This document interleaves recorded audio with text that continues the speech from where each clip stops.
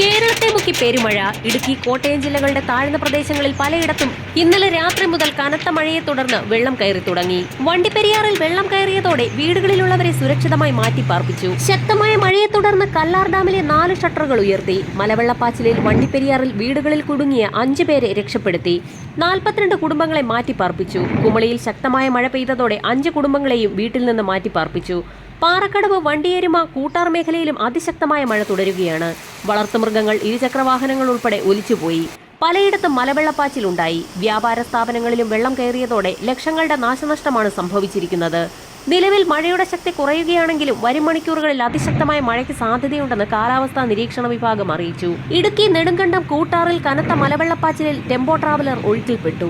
കോതമംഗലത്തും അതിശക്തമായ മഴയാണ് തുടരുന്നത്. കുടമുണ്ടപ്പാലത്ത് വെള്ളം കയറിയതോടെ കാർ ഒഴുക്കിൽപ്പെട്ടു. രക്ഷാപ്രവർത്തകരെത്തിയാണ് കാർ പുറത്തെത്തിച്ചത്. ശക്തമായ മഴയെ തുടർന്ന് മുല്ലപ്പെരിയാർ ഡാമിലെ ജലനിരപ്പ് 137 അടിയിലെത്തി. സ്പിൽവേ ഷട്ടറുകൾ തുറക്കുമെന്ന് തമിഴ്നാട് അറിയിച്ചിരിക്കുകയാണ്. വെളുപ്പിന് 4 മണിയോടുകൂടി തമിഴ്നാട് ആദ്യ മുന്നറിയിപ്പ് നൽകി കഴിഞ്ഞു. നിലവിൽ 13 ഷട്ടറുകൾ തുറക്കാനാണ് തീരുമാനമായിട്ടുള്ളത്. സെക്കൻഡിൽ 5000 ഘനയടി ജലം തുറന്നുവിടാനാണ് തീരുമാനം.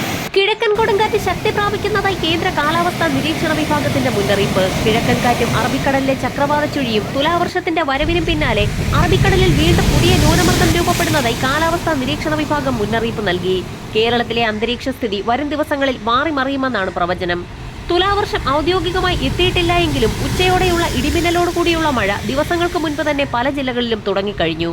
തെക്കൻ ജില്ലകളിൽ കനത്ത മഴയാണ് രേഖപ്പെടുത്തുന്നത്. സംസ്ഥാനത്തടുത്ത 3 മണിക്കൂറിൽ തിരുവനന്തപുരം, കൊല്ലം, പത്തനംതിട്ട, കോട്ടയം, ആലപ്പുഴ, ഇടുക്കി, എറണാകുളം ജില്ലകളിൽ ഒറ്റപ്പെട്ടയിടങ്ങളിൽ ഇടിമിന്നലോടുകൂടിയ ശക്തമായ മഴയ്ക്കും മണിക്കൂറിൽ 45 മുതൽ 50 കിലോമീറ്റർ വരെ വേഗതയിൽ വീശിയടിച്ചേക്കാവുന്ന ശക്തമായ കാറ്റിനും സാധ്യതയുണ്ടെന്ന് കേന്ദ്ര കാലാവസ്ഥാ നിരീക്ഷണ വിഭാഗം മുന്നറിയിപ്പ് നൽകി. പത്തനംതിട്ട, കോട്ടയം, ഇടുക്കി, എറണാകുളം, തൃശൂർ, പാലക്കാട്, മലപ്പുറം, വയനാട് ജില്ലകളിലും 19-ന് പത്തനംതിട്ട, കോട്ടയം, ഇടുക്കി, കണ്ണൂർ, കാസർഗോഡ് ജില്ലകളിലും യെല്ലോ അലർട്ട് പ്രഖ്യാപിച്ചു.